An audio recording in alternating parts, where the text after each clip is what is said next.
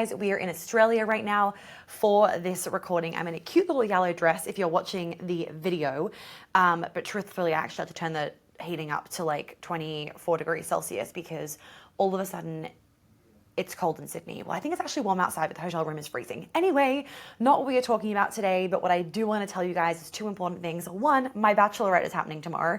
Well, one of my Bachelorettes, or like hens. I feel like some people call it hens, some people call it Bachelorette. I always have called it Bachelorette. I feel like Australians call it hens. I don't know. Anyway, it is happening tomorrow, and I have no idea what is happening. All I know is I had to buy a red dress. Well, everybody wanted red, which wasn't out of the ordinary because I'm always wearing red anyway. So I was like, that's fine. I bought a red dress. I've been told that I have to leave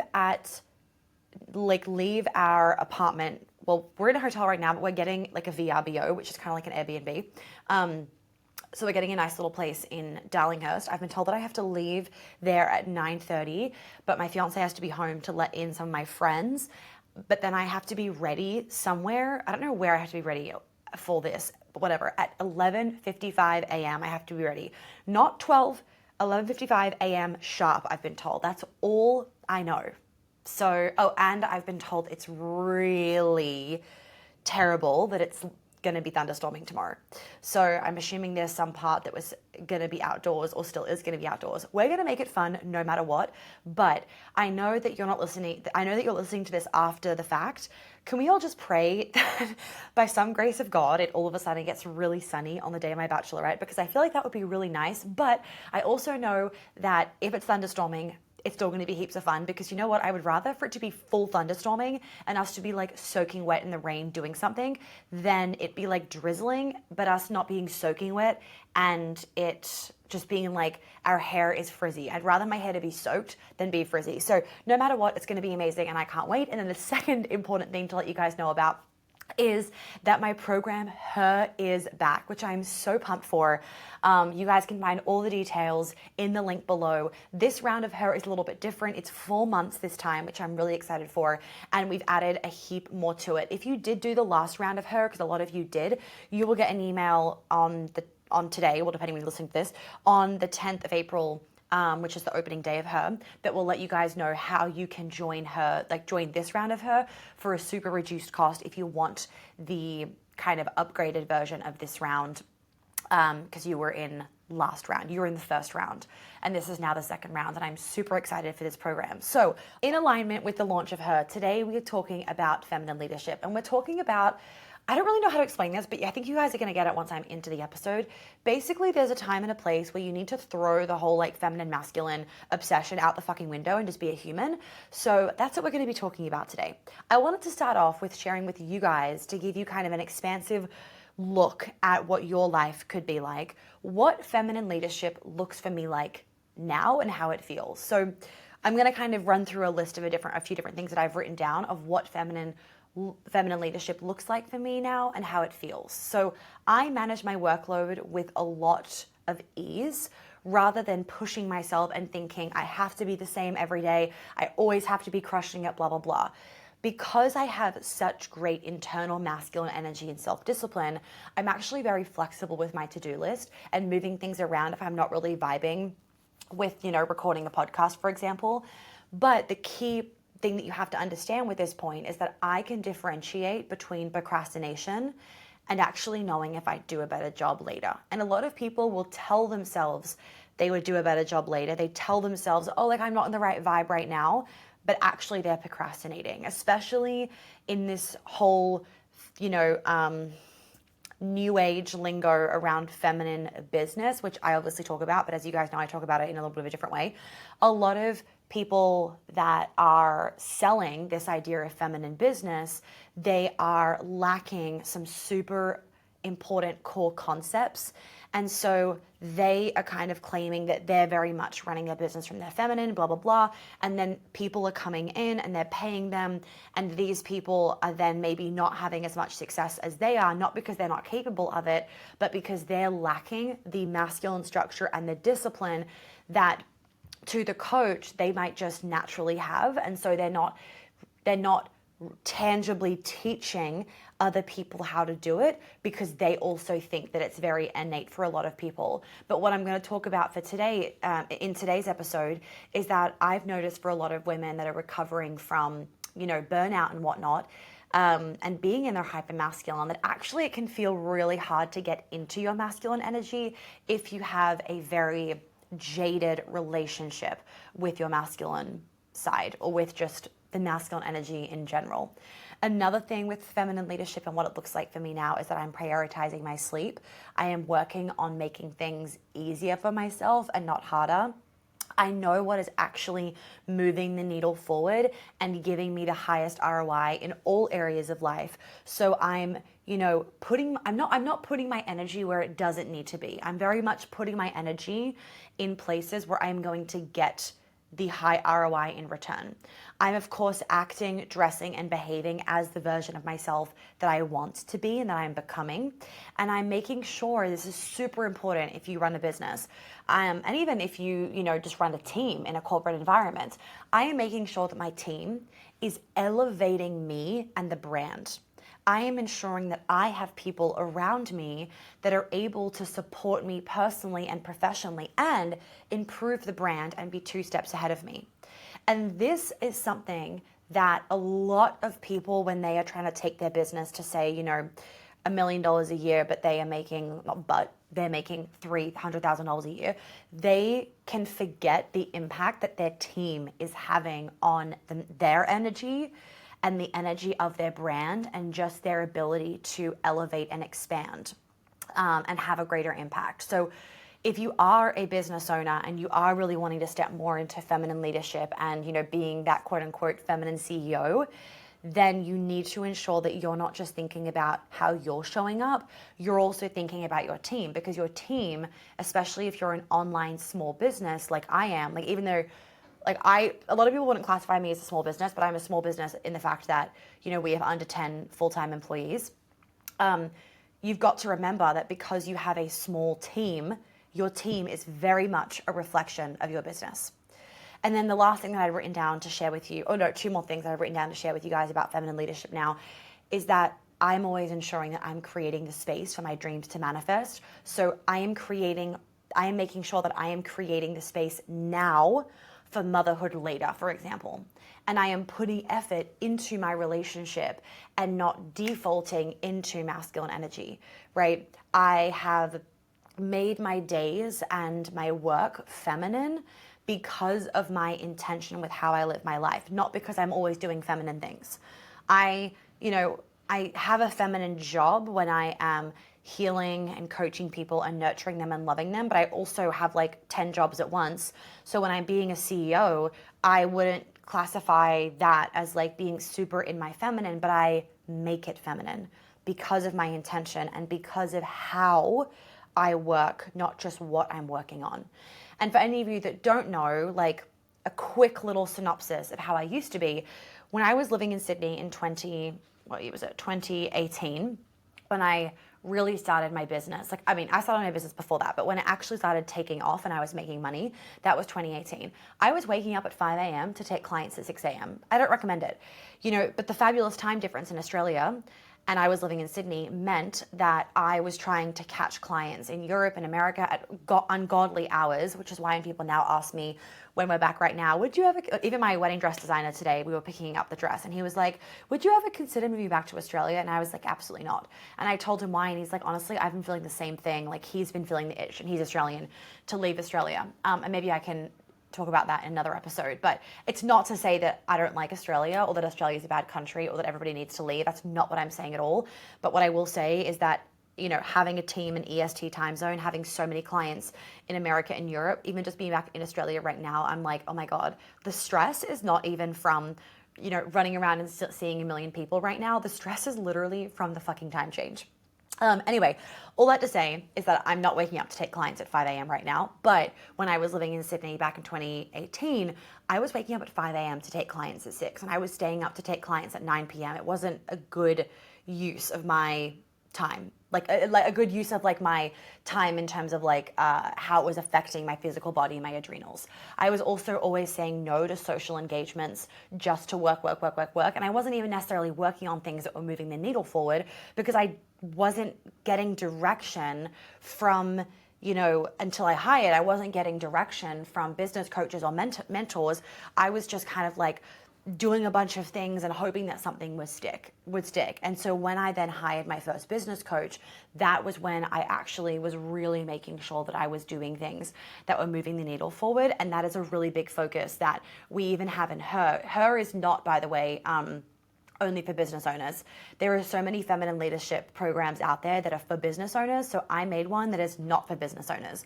We talk about career, right? And so that's going to apply to you whether you have a job or whether you work for yourself. And even if you are a stay-at-home mom, that's also a career. Like in my mind, like you can still apply that month to everything.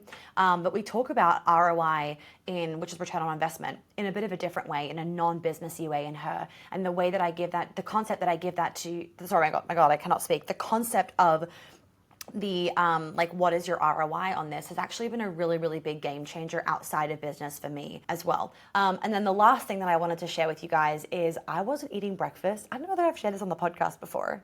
Have I shared this on the podcast before? I don't think I have. I was not eating breakfast because it was cheaper and it saved me money.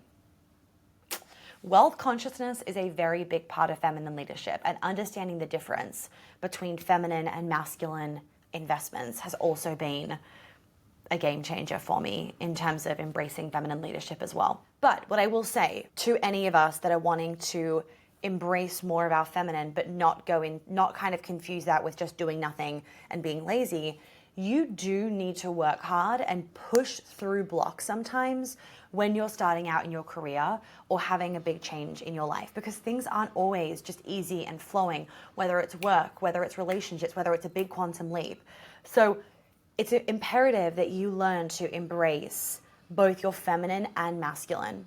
That is what makes you able to navigate all moments of life and not go super into your feminine or super into your masculine. And I actually got a question on this the other day. I'm going to read the question out to you guys. It was, hey, Monica and team, I'm only dropping this here because I think Monica's question box vanished on her stories, which, yeah, it just ran out of time.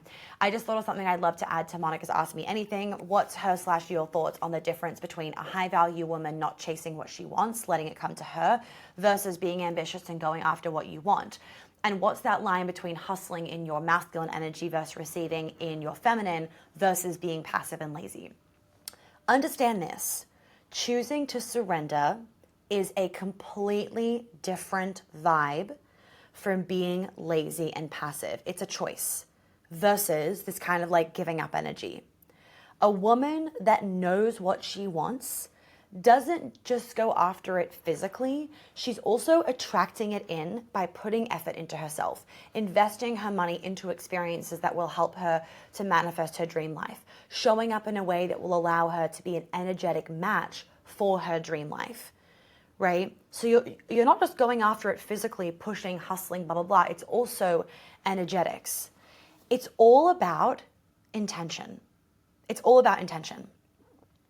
Like when you're thinking about the pushing versus the attracting, where is the intention coming from? Is there scarcity around this thing? Is there fear around this thing? Are you acting from an empowered place or are you acting from a wounded place?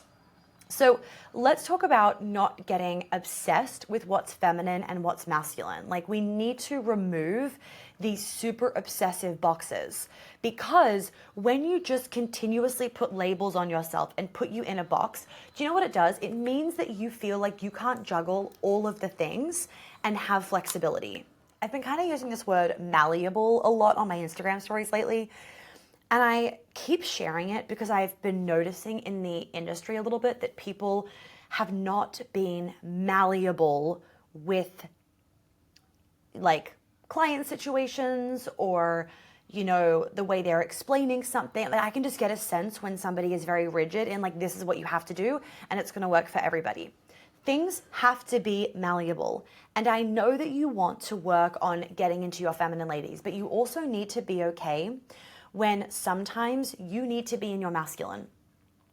like I was saying before, for a lot of women, after being burnt out, they then go super into their feminine, like if they're aware of this, they then go super into their feminine and they almost become afraid of being too masculine again.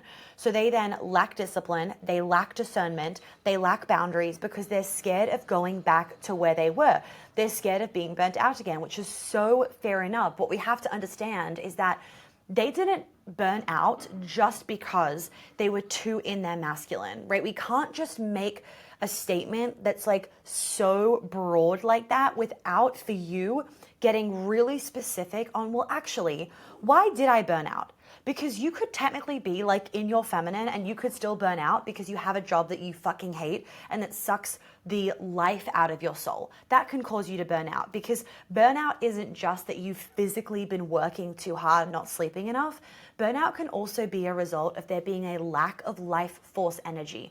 You do not have this sense of joy and excitement and motivation naturally from what it is that you're doing with your days. And so you feel exhausted and fatigued all the time because you are low on life force energy. So what's really imperative for all of us as women, especially because a lot of us have now become like afraid of being too masculine, we want to be like super feminine, is that it's not about you can't be super feminine. It's that you need to have a healthy relationship with both. You need to be able to feel like you can use your discernment to sometimes be in your feminine, sometimes be in your masculine, be in your feminine majority of the time, but pull in your masculine energy when it's necessary, and not have this fear that if you are, using a little bit of your masculine energy one day, you're just going to go back to where you were 5 years ago and all the hard work is going to be undone. Because if it was that easy to just undo all of the hard work, hate to break it to you, but you weren't embodied in it in the first place. I could have 3 days of being like super in my masculine for whatever reason, working a lot, being in my head, like I'm absolutely exhausted, but I'm not then in that for another 3 weeks. My place of neutrality, like my what's the word? Like my baseline, that's the word. My baseline is feminine energy. So you come back to that. My baseline is alignment. My baseline is abundance. My baseline is joy and success and worthiness and love and all those good things. That is my baseline. So if I've had a rough day, I'm not worried about then spiraling, because that's what my baseline isn't down here in the bottom of the hole. My baseline is actually up here, where there is the abundance, the joy, the etc. So you want to be able to flow between the masculine and feminine and trust that you have the emotional ability to know when you need to get out of analyzing your behavior as this is masculine, this is feminine, oh, I'm too in my masculine, oh, I should be in my feminine, and just live your fucking life, especially in business and your career. Whether you have a business or not, you cannot obsess about if you're working in your masculine. Instead, do you love your job? That is what is important. Do you love your job? Your intention is everything.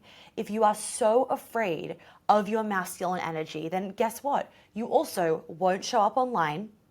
You won't be as prepared for meetings. You'll hold yourself back in a sense because you're not embracing all of what's needed from moment to moment. And you need to sometimes embrace a bit of that masculine when it's needed and know that it won't make you masculine. Even when it comes to feminine and masculine, like people will kind of put up on Instagram or like wherever, like on Google, Pinterest, like a list of feminine qualities and a list of masculine qualities. And like, you guys have probably noticed this when I try and do it on my Instagram stories, because it's very like, not Instagram stories, my Instagram, it's very like savable. I try to give a full sentence, so it gives a little bit more context. Also, if you could now all of a sudden hear this construction outside, I love that once you sit down to record a podcast and you're midway through, somebody with a crane rocks up and starts digging out the fucking cement. So if you can hear that in the background, I apologize, but we're rolling with it because we're not going to stop just because of a crane that says Delta on it. So there we go. Okay. So what was I saying? Yeah, you cannot, like, what we need to understand is that the feminine and masculine isn't just like these lists of like, this is feminine and this is masculine, because as you guys know, I'm obsessed with saying this, context is fucking everything. And I could be doing something that some people would classify as masculine, but for me, it's feminine, right? It also depends on my mood for the day, how I've set myself up. Like, there's too many factors that go into a task and how you feel in the task to then just say that these blanket statements are for everybody. This is masculine and this is feminine. And why I wanted to share this with you guys is because I'm very big on, with personal development, not pigeonholing yourself and just adding extra labels on things that prevent you from having a very real and normal human experience. And nothing is black and white enough that you can just say, this is feminine and this is masculine. Okay? So, like anything, you want to just embody the feminine and masculine as this way of living. The same as in relationships, as in business and your career. If you are becoming obsessed with feminine and masculine, you're actually likely being in your head and overanalyzing and causing way more problems than you're solving for yourself. So do not become obsessive and overthink every tiny detail. Instead, think, how do I feel in this moment? That is a better indicator of, is what I'm doing in alignment? And I want to also remind people, because some people, I feel like, especially unfortunately, the younger population these days. So for younger people, I want to also remind you that everybody does shit they don't like doing. There are some days of my job where I'm like, I don't want to do this, right? Actually, not my coaching clients, but like admin shit. There are always things that I don't want to do. So do not think that every single task that you do is in alignment, because nobody wants to fucking unpack the dishwasher. Nobody wants to stand there and like steam their dress for 15 minutes, but we have to do it. And this is why I'm saying that we can get really obsessive with what's in alignment, but we forget to realize that as functioning adults in a society, there are plenty of things that you are doing on a day-to-day basis that you need to keep doing, and you cannot just be like, oh, this isn't in alignment, I don't want to do it. Now, of course, you know, when, not if, when you are making $1 million or whatever amount of money that you want to personally make, because you don't have to make $1 million by any means in order to like be, you know, worthy or anything like that, then you could hire someone to cook your food, or someone to steam all your clothing, or someone to do your washing. So don't think that like you have to do that necessarily for the rest of your life. But what I'm just trying to remind us all of is that any obsession with anything doesn't lead to an outcome of peace. Because true inner peace, at least in my opinion, true inner peace is being able to have a human experience and be like, I'm happy. And that means that there are shit days. That means there are days when you're tired. That means there are days when you're technically, quote unquote, more in your masculine than in your feminine. But overall, you're like, I'm happy. And you're able to flow between different situations without overthinking and nitpicking yourself to like shift yourself into who you think you need to be in order to be a woman or feminine or this or that. We just want to embody the feminine and masculine and alignment and inner peace and joy and abundance and wealth consciousness and whatever. We just want to embody that as a way of living. And when you embody something, you stop fucking thinking about it. You are just living it in a way that feels right for you. And next week, I'm talking about the dark side of personal development and the personal development industry, which actually perfectly blends itself to the negative side of getting obsessed with concepts and then them having the reverse effect. And half the time, you're not even fully engaged with the teaching properly. If you're constantly micromanaging your partner to make him more quote unquote masculine because you think that if he does certain things, you'll be happy, I'm going to do you a favor and I'm going to tell you that that's not going to work. It's not going to work. You are now in your head, you are trying to control yourself or somebody else for an outcome where you think, if I get this outcome, then I will be happier. But you actually don't know that. You actually don't know that if you get that outcome, then you'll be happier. So when it comes back, so coming back to feminine leadership, right? Feminine leadership is leading from your heart. Feminine leadership means that as a woman in your feminine, you are embracing those feminine qualities, but also your innate ability to lead. Okay? That doesn't mean that because you're leading sometimes you have to be in your hyper masculine, or even be in the masculine at all, because a mother is leading and she's not necessarily in her masculine. Is she in more of that protective mother mode? Totally. But does that feel out of alignment with her body? Absolutely not. In fact, that is so innate and primal to her that it feels exactly correct. And so hopefully you guys are picking up what I'm putting down in even just that example of if you were if you were trying to micromanage yourself with your masculine and feminine, you might very easily say, if you're a mom, I'm being too my masculine right now because I'm trying to control the kids and make a plan for the day. Well, are you too in your masculine? Or is what you're doing, is it actually making you feel more relaxed? Is it actually feeling like exactly what you need in this moment? And is it making you feel happy? Now, you might say, no, it's this planning shit. This is what I'm doing today is not making me feel happy. Okay, cool. Then it's not making you feel happy. Guys, guess what? One of my favorite, most anticipated programs is about to happen, and you do not want to miss it because I am only doing it once this year. So for all of the mothers, the business women, the wives, the fiancés, girlfriends, daughters, sisters, friends, lovers, I'm so excited to bring you all into my Her program. We will be transforming ourselves, up leveling, and really embodying what it means to be her. We'll be focusing on relationships, health, career, and wealth to learn how to embody your feminine and become the woman who can do it all without being burnt out. So all you have to do to join, to check out the details, is click the link in the show notes below. You'll be directed to the website page where you can read all about this incredible 4-month program that I am doing again for one time only this year, and I will see you inside. But what I've been noticing, from working with a lot of clients over the years is that people will send me messages, or even like you guys in DMs will send me messages, and you were hyperfixating on what is feminine and what is masculine. And my invitation for you is to stop hyperfixating on it. Because through the hyperfixating, do you know what you're doing? You're actually disconnecting yourself from your body. You're actually now conditionally loving yourself. You are trying to control. You're trying to control yourself. You're trying to control your emotions. You're trying to control your behavior rather than actually responding to how you are feeling.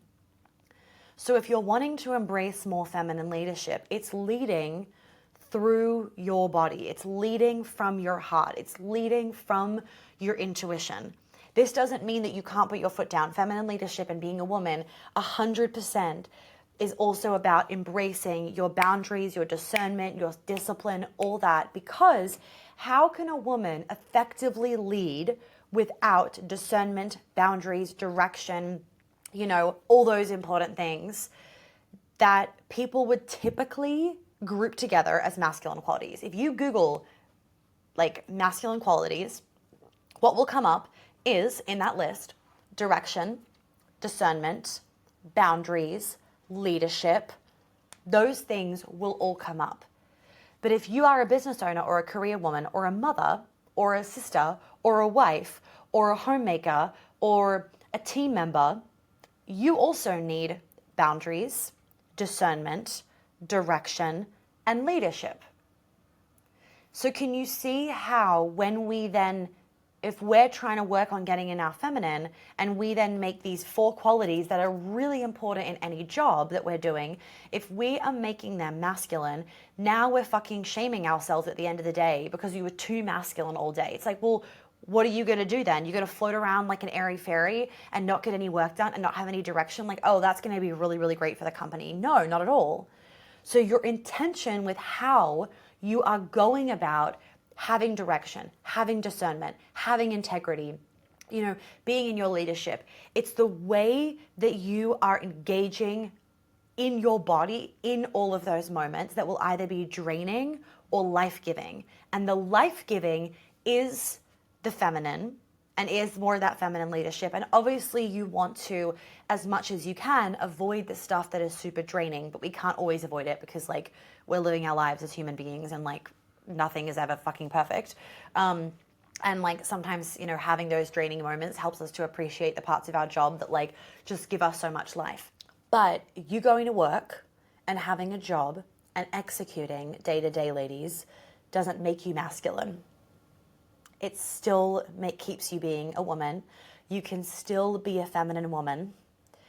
But what else can you do in your day, in your evening, in your morning, etc., that really ensures that you're connected to yourself so that you also bring that feminine energy into the office, into the workplace, into your discernment, into your direction, your execution, your leadership, etc. Like even the fact that you can bring your intuition, which is a very feminine quality, women have stronger intuitions than men, like as a generalization. Even the fact that we can bring our womanly intuition into the workplace is such a superpower that men don't have, right? So who says that making that decision is masculine? In fact, who the fuck says that sitting in a meeting all day, making a bunch of decisions and having conversations and looking at data and looking at all that kind of stuff, who the fuck says that's has to be masculine? Because I know plenty of women that find, you know, looking at data and strategy fucking life-giving. And that life-giving energy fills their heart up. And so actually their job is giving them energy. Their job is making them happy. Their job is making them feel connected and in alignment. Now that person actually has an easier time softening into their feminine when they come home. Of course, there is the generally speaking more feminine jobs and more masculine jobs. And like even I hate doing the like fucking, I call them like the man things. I hate doing the man things in my business. I don't have to anymore because my fiance now does them or my team does them, which is awesome. So like anything like that, I can just pass off to them. But I did them for a very, very long time. It's just that I'm now in a place where I get to choose what I want to do, what's in alignment, and I need to use my time that I have outside of my clients very strategically. So there's no point me doing something that's actually draining my energy rather than giving me energy. And so as you're growing your business, as you're growing your career, you also, if you can, make these choices of what's life-giving and what is draining my energy. But by no means can we all sit here and think that in every moment of every day, I'm just going to be floating around on a cloud, running around in like the wild flowers in the paddock with horses and just being in my feminine. Because for a lot of us and for a lot of you listening, we actually don't fucking want that. Like I actually don't want that. And for a lot of us, that doesn't actually feel tangible and doable. And so you know what it does? It then makes us feel more shame around we're not as feminine as we quote unquote should be or could be or are meant to be or la la la. You've got to make up your own definition of what it means to be feminine. And the crux of that definition is joy and happiness and a filled up fucking heart. That is the crux of the definition. Right? Because I will never be that feminine woman that's just running around all day, you know, like in the paddock and whatnot. I mean, you guys know I love riding horses and I do want to sometimes just float around on a cloud and do butt fuck nothing. But I also have all these other sides of me and I love executing. I love getting things done. I love running a business. I love being a boss. I love public speaking. I love doing my client calls. I love doing my events. I love traveling. And all of those things require a lot of energy and they require a lot of technically masculine energy. So you got to think, well, how has she made it feminine? I've made it feminine through my intention, my joy, how I do everything, my connection to my body, and all these other pieces that, of course, I'm going to show you guys in her. I can give you so many different examples of how I support my body in being able to do all of this without going into my head, without it disrupting my relationship, without it disrupting my health.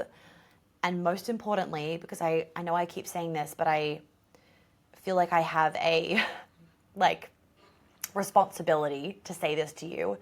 Please do not think that you need to continue to label things like in this really over analytical and like you're overthinking it. It's overthinking and it's over analyzing. And the problem with all of that is it's shame inducing. Because too many women, they go to work, they feel like I've been in my masculine all day, and they come home and they beat themselves up about being in their masculine all day, and they feel like they have no hope in being more in their feminine. They feel like there is no way, because of their job, And because of their busy life, there's no way they can just be in their feminine. And that keeps a lot of us from connecting more deeply with ourselves, because we just believe it has to be like this and it has to be like this. Like the feminine has to be like this and the masculine is like this. So my invitation for you is to throw all that shit out, to remember that context is always, always, always important. You've got to make teachings and teachings and understandings. You've got to make all of these things malleable. And when you actually have embodied something, you are not in your head about it. You are not overanalyzing yourself, and you're actually living your life in this beautiful way where you literally aren't even thinking about feminine and masculine. I don't even think about feminine and masculine. Like, I only think about it when I'm doing work. And as I was thinking about this episode and what I wanted to say, I was like, why is that? And it came through this like channeled message. It came through actually in Byron Bay as I was lying on my stomach, writing some notes for this, and my ass got so fucking burnt within 10 minutes because I forgot how strong the sun is down here. Like, my ass is like prawn red. Anyway, so I channeled through this message of, wait, I gotta pull it up again. Hold on a second, because I said it to you guys before, but I wanna make sure I don't butcher it. Hold on, it was really good. Yeah, so basically I channeled through this message where it's like embodying a teaching means that you stop thinking about it. If you are obsessively thinking about a concept, an understanding, or a teaching, like let's say feminine and masculine, or money mindset, or wealth consciousness, you obsessively thinking about it means that you aren't actually embodied in it. I don't mean then shame yourself. That's not what I'm saying. What I'm saying is keep going, but try to stop obsessing about it a little bit and actually focus on embodying it and living it. Once you live it for long enough, where you've integrated it into your life, you'll just be embodied in it, where you won't have to think about it anymore. And that's when you then really get to feel like how I feel with feminine and masculine, where like it doesn't control your life. And when you're in the beginning of this journey, the trip up that a lot of us will make is that we get obsessed with a concept, that we start to let the concept control us rather than letting the concept lead us and teach us and invite us. The concept, the teaching becomes controlling rather than giving us what we want, which is freedom. So even when it comes to feminine and masculine, this is fucking good. Even when it comes to feminine and masculine teachings, what part of it are you letting be the key word because you're doing this, what part of you are you letting become controlling rather than freeing?